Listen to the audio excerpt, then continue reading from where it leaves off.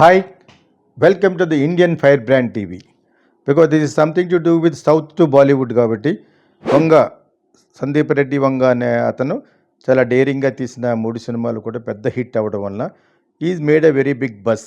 అయినా కూడా చాలా ఛానల్లో చెప్పాను, అతనికి విమెన్ క్యారెక్టరైజేషన్స్ని అతని సినిమాలో ఎస్పెషలీ యానిమల్ తర్వాత యానిమల్లో డీమీనింగ్ చేశాడని చెప్పేసి ఎవరో మన అమీర్ ఖాన్ వైఫ్, తను కూడా డైరెక్టరే, ఆఫ్టర్ ధోబీ ఘాట్ ఇంకో మంచి సినిమా చేసింది, అది పెద్ద హిట్, ఓటీటీలో కూడా హిట్ అయిన సినిమా, విమెన్ మీద తీసిన ఒక కామెడీ ఫ్లిక్ అనుకుంటా. తను చాలా బాహాటంగా తనకు పబ్లిసిటీ ఉంటుందని చెప్పేసి ఈ యానిమల్ని క్రియేట్ చేయడం మొదలుపెట్టి ఇదొక ఫ్యాషన్. ఇప్పుడు నాట్ ప్యాషన్, ఇదొక ఫ్యాషన్. అంటే ఇంకొకటి క్రిటిసైజ్ చేయడం వల్ల మనకు పేరు వస్తుంది. ఇప్పుడు నేను బెజలో ఉన్నానని తెలిసి అందరూ నేను ఈ విధంగా వాగుతున్నాడు, ఆడు ఈ విధంగా చేస్తున్నాడు అని ఎవరికాళ్ళే అలా నా గురించి మాడితే నా ఫోటో వేసుకోవచ్చు. కాబట్టి ఇది నేను డైరెక్ట్గా చూస్తుంది.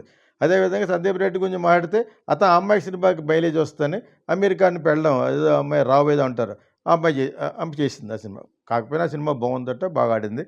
దానికంటే చాలా 100 రెట్లు కమర్షియల్గా బాగుంది కాబట్టి యానిమల్ ఎక్కడికో వెళ్ళిపోయింది.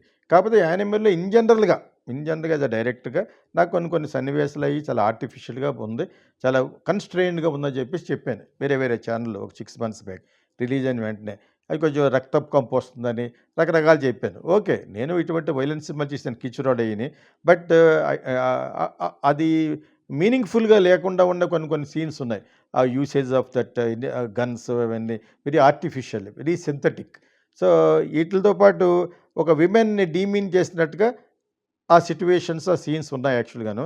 అది నేను పెద్ద డిస్ప్యూట్ చేయను. That is depending on the writer and director how you wants to present the movie. కానీ అది చాలామంది, నాకు అది అభ్యంతరం లేదు, కానీ చాలామందికి అభ్యంతరం కలిగేటట్టుగా అది పట్టుకొచ్చారు. సోషల్ మీడియా అనేది ఒకటి పుట్టింది కాబట్టి అది విమెన్ని బ్యాడ్గా చిత్రీకరించినట్టుగా చూపించారని అతని మీద ఉంది. దాని గురించి ఎవరన్నా చెప్తే కానీ తెలియనంత చిన్నపిల్ల ఏం కాదు కదా, ఎవరో దీపికా పడుకొని. సో ఆ దీపికా పడుకొని అమ్మాయికి తెలియదా, ఎవరన్నా చెప్పి అది నువ్వు ఇందులో తప్పుకోవడం మంచిది అని ఎందుకు చెప్తారు? ఒకటి ఉద్దేశపూర్వకంగా దానికి ఏదో దెబ్బ కొట్టి నువ్వు పది ఇంకోళ్ళు వస్తారు, ఈ అమ్మాయి పది ఇంకోళ్ళు వస్తారు. అట్లా Sandeep Reddy has crossed all that and he has got a golden duck in his hand, that is Prabhas, original pan India hero, internationally acclaim and accepted hero ఎవరు?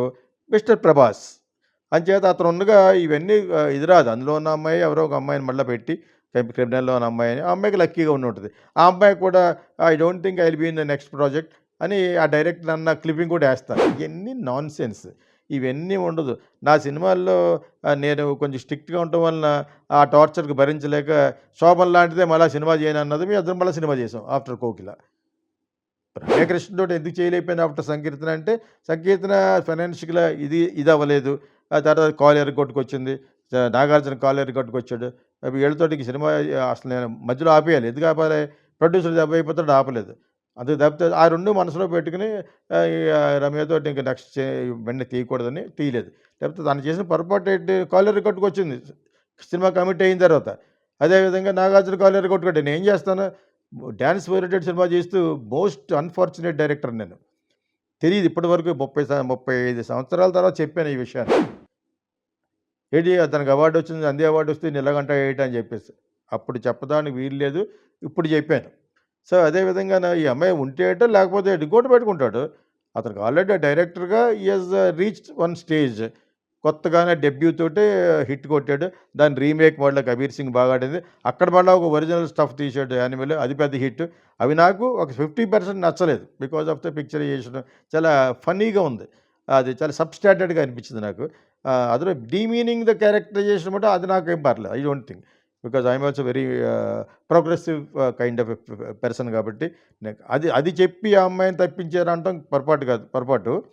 ఇది నాకు ఏమనిపిస్తుంది అంటే అంత పెద్ద పబ్లిసిటీ స్టంట్లా కూడా అనిపిస్తుంది. ఇదంతా వీళ్ళు అనుకుని ఈ సినిమాకు బజ్ రావాలి, shooting is about to start కాబట్టి దీపుగా పడుకొని చిన్న గిల్లి ఇలా చేయన్నట్టు అనొచ్చు.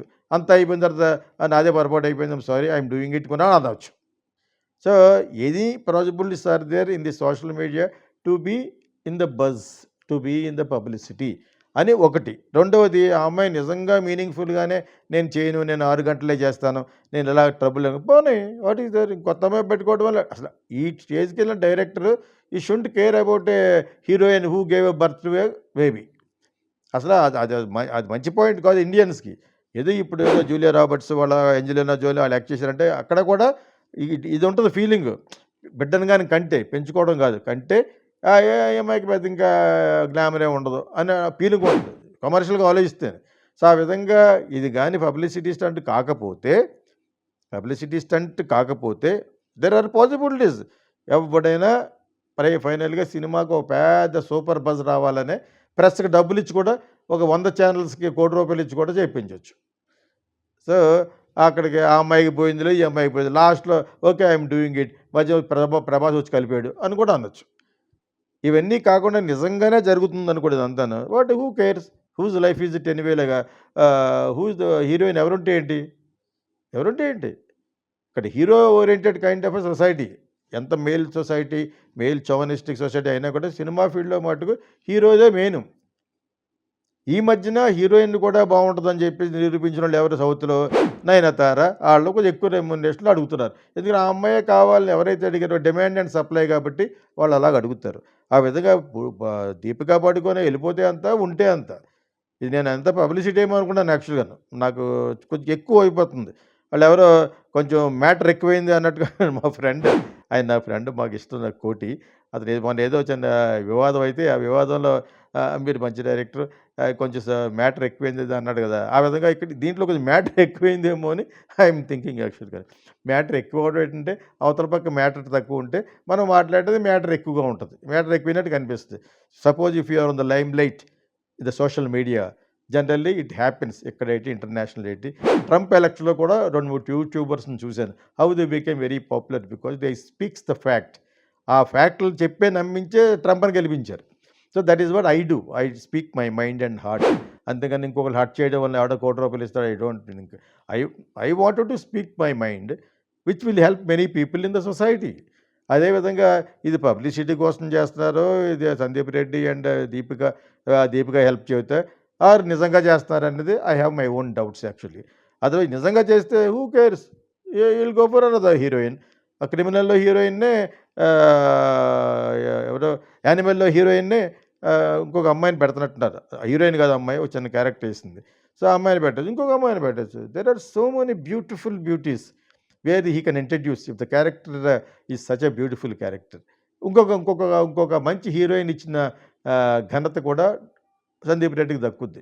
అంచేది బ్లెస్సింగ్ ఇన్ డిస్గైజ్ లాగా ఇదంతా నిజమైతే నాకు అనుమానం వస్తుంది. ఇదంతా నిజం కాదేమో కూడా నాకు అనుమానం వస్తుంది యాక్చువల్‌గా. సో, ఇది గాని అయితే, నిజమే అయితే, నిజంగా ఆ అమ్మాయి గొడవ పెడితే ask him to get out. That's all.